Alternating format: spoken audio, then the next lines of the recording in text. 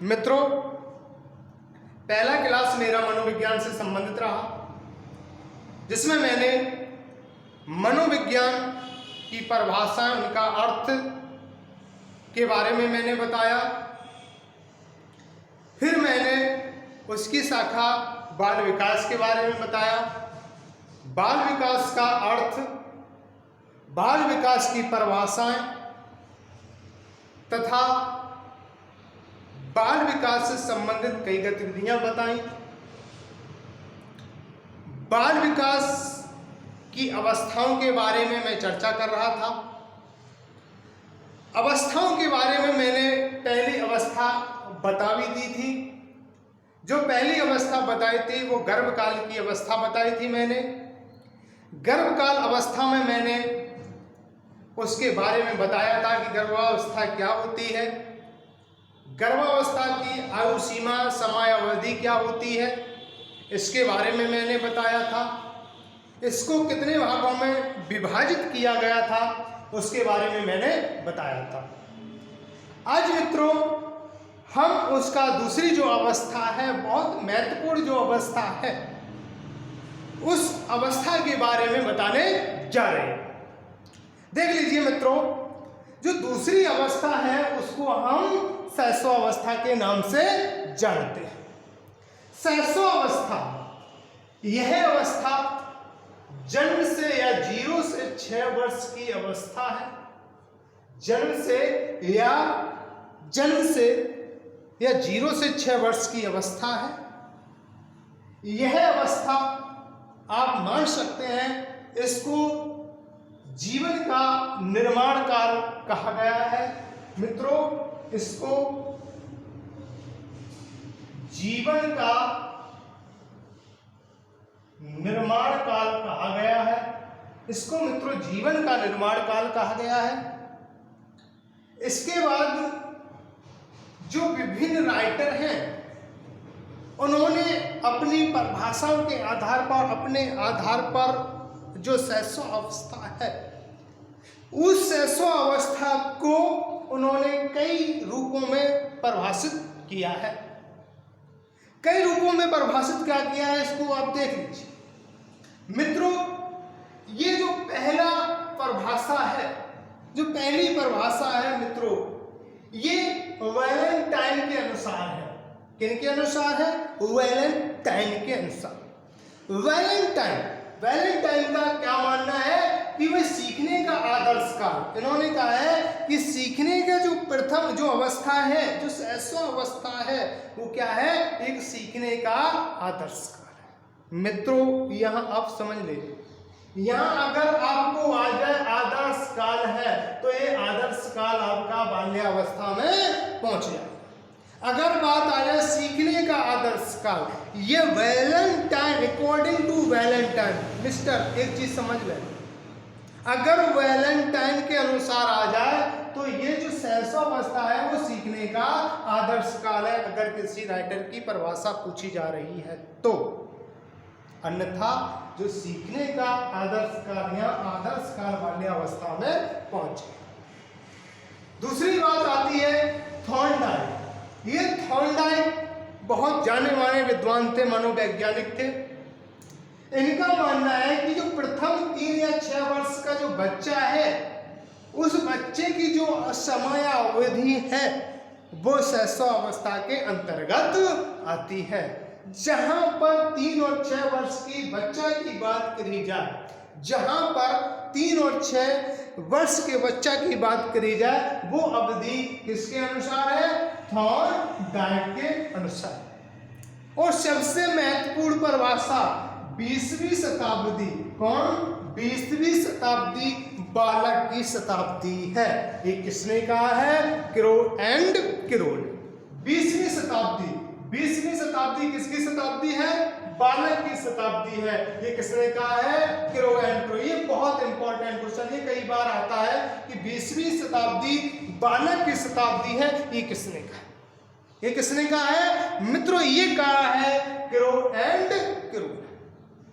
अब मानना है मनुष्य को जो कुछ बनना होता है, देख लीजिए, ये बहुत अच्छी परिभाषा according to Freud, Sigmund Freud ने कहा कि बालक है शैशवावस्था में जो कुछ बनना होता है वो बालक शैशवावस्था में उसके लक्षण दिखाई देने लगते हैं। कहावत कही गई है, कहावत कहा गई है कि लाल के पैर पालने में नजर आ जाते हैं।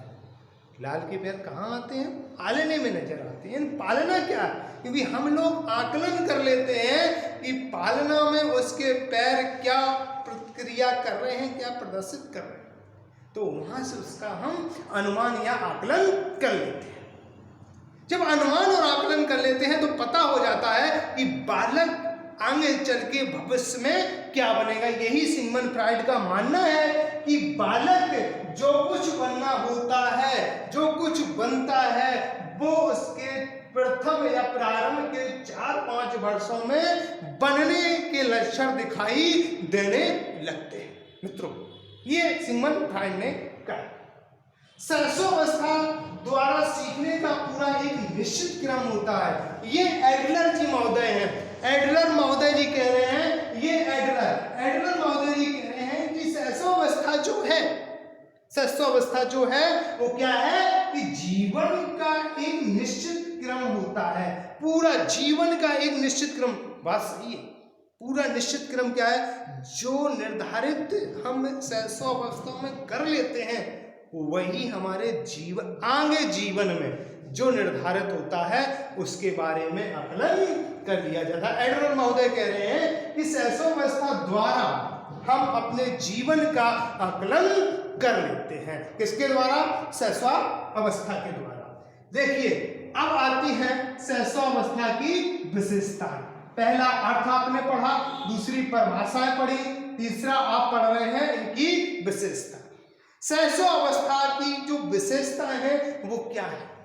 शैशवावस्था में क्या होता है कि पहली विशेषता है कि जो शारीरिक विकास होता है वो तीव्र गति से होता है। मित्रों, जो शारीरिक विकास है वो तीव्र गति से किस अवस्था में होता है? शैशवावस्था में होता है। दूसरा बात है, यहां शैशवावस्था को अपरिपक्वता काल कहा गया। अपरिपक्व का मतलब मैच्योर नहीं है। कैसा है? अमेच्योर है।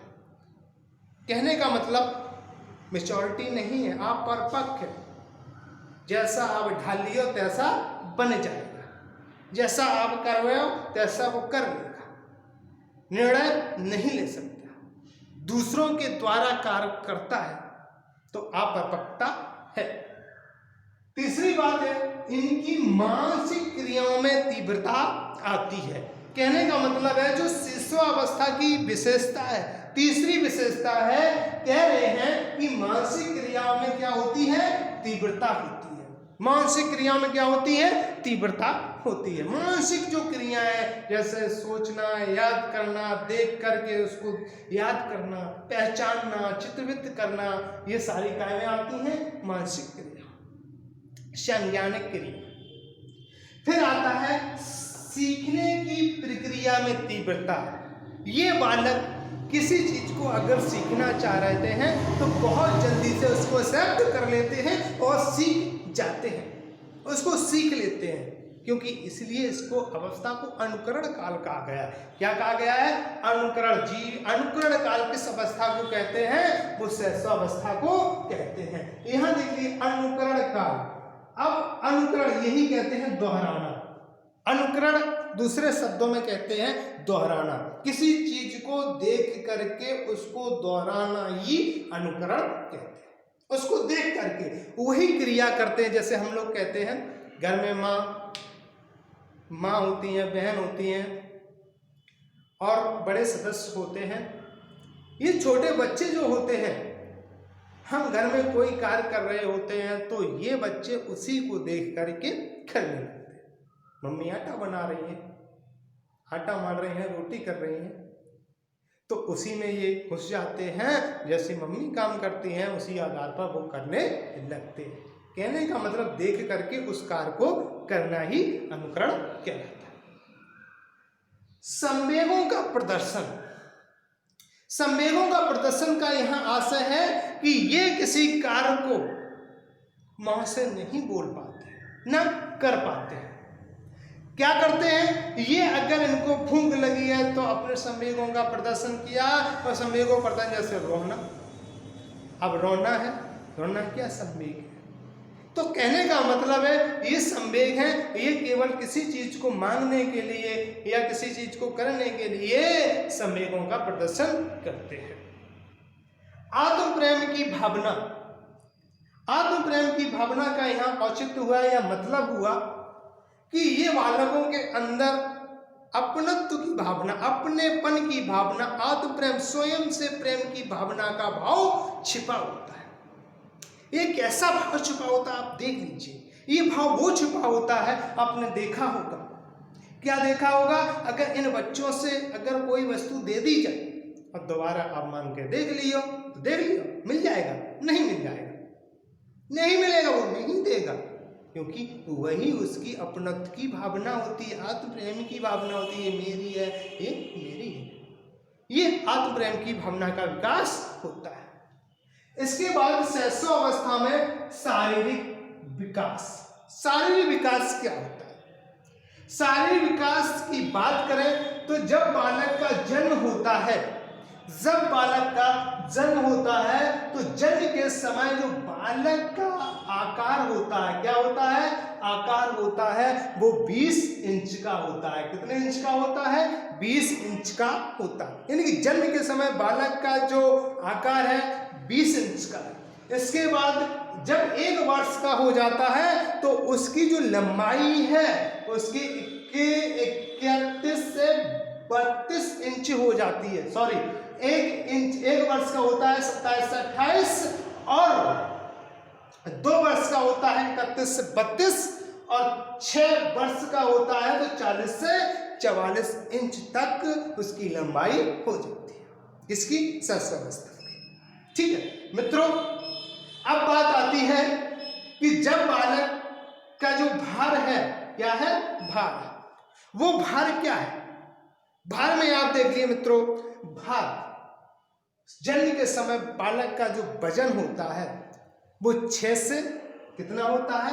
8 पाउंड के एवं में यह लगभग होता है। लगभग में इसका जो वजन होता है 2.25 या 2.5 के ऊपर होता है, 3.25 के एवं में होता है, 3.25 केजी के एवं में होता है जन्म के समय बालक का भार, यानी कि 6 से 8 पाउंड के एवं में होता है। इसके बाद 3 वर्ष का जब बालक हो जाता है, 3 वर्ष का जब बालक हो जाता है तो उसका जो वजन है, भार है, वो 20 से 25 पाउंड हो जाता है। इसके बाद जब बालक 6 वर्ष का हो जाता है तो उसका जो वजन है वो लगभग में 40 पाउंड हो जाता है। कितना हो जाता है? 40 पाउंड हो जाता है। मित्रों, इसके बाद बालक का मानसिक विकास। जब बालक मानसिक विकास में क्या है मित्रों? जब बालक 1 माह का होता है, कितने माह का होता है? 1 माह का होता है। जब बालक 1 माह का होता है तो उसे भूख का अनुभव होता है। किसका अनुभव होता है? भूख का अनुभव होता है। हाथ पैर हिलाता है और रोता है। क्या करता है? हाथ पैर हिलाता है, भूख का अनुभव करता है और रोता है। किस अवस्था में? ये जब 1 माह का होता है। दूसरे बार जब बालक 4 माह का हो जाता है, कितने माह का हो जाता है? 4 माह का हो जाता है तो वो वस्तुओं को पकड़ने का प्रयास करता है। क्या करता है? वस्तुओं को पकड़ने का प्रयास करता है। फिर जब 6 माह का हो जाता है तो वस्तुओं को पकड़कर मुंह में रखने का प्रयास। देखने आपको देखा होगा बच्चे जब 6 माह के हो जाते हैं तो वो वस्तु को पकड़ के कहाँ पे ले जाते हैं? मुंह में ले जाते हैं। उसको ये पता नहीं होता ये कौन सी वस्तु है, कुछ पता नहीं होता, लेकिन वो वस्तु को पकड़ के मुंह में ले जाते हैं। फिर ये 8 माह का हो जाता है तो हाथ से खिलौना या वस्तु छीनने पर रोने लगता है। अगर इनके हाथ में कोई वस्तु हो या कोई खिलौना हो तो ये इन पे छीनते हैं तो ये क्या करता है? रोने लगता है। फिर जब बालक 1 वर्ष का होता है तो वो छोटे छोटे शब्दों को बोलता है। छोटे छोटे शब्दों को बोलता है और फिर बोलने के बाद धीरे धीरे चलना प्रारंभ करता है। जब बालक कितने वर्ष का होता है, 1 वर्ष का होता है, तो वह छोटे छोटे शब्दों को बोलता है और फिर धीरे धीरे चलना प्रारंभ करता है। जब बालक 2 वर्ष का होता है तो 2 शब्दों, यानी कहने का मतलब शब्दों के वाक्य, 2 शब्दों के वाक्यों को बोलने लगता है। जैसे 2 शब्द होते हैं, उन 2 शब्दों के वाक्य को बोलने लगता है।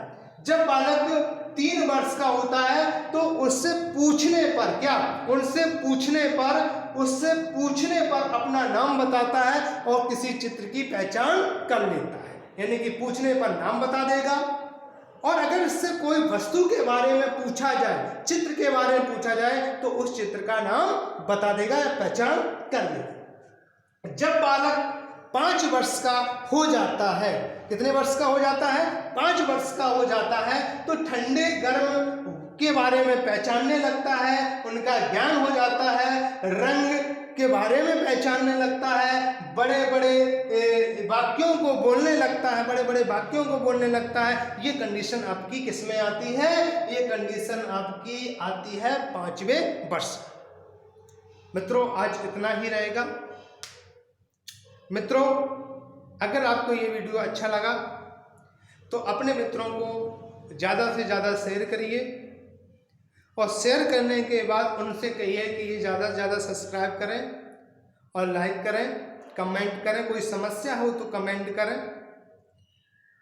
इसके बाद मैं अच्छे से अच्छे वीडियो को आपके पास पेश करता रहूँगा, अच्छे से अच्छे कोई भी शब्दों को नहीं छोड़ूंगा। जो टॉपिक पढ़ाऊंगा पूर्ण पढ़ाऊंगा और वहाँ से आपको कहीं दूर नहीं जाएगा, उससे भटके नहीं होगा। मित्रों, इसका स्क्रीनशॉट ले लीजिए, ठीक है।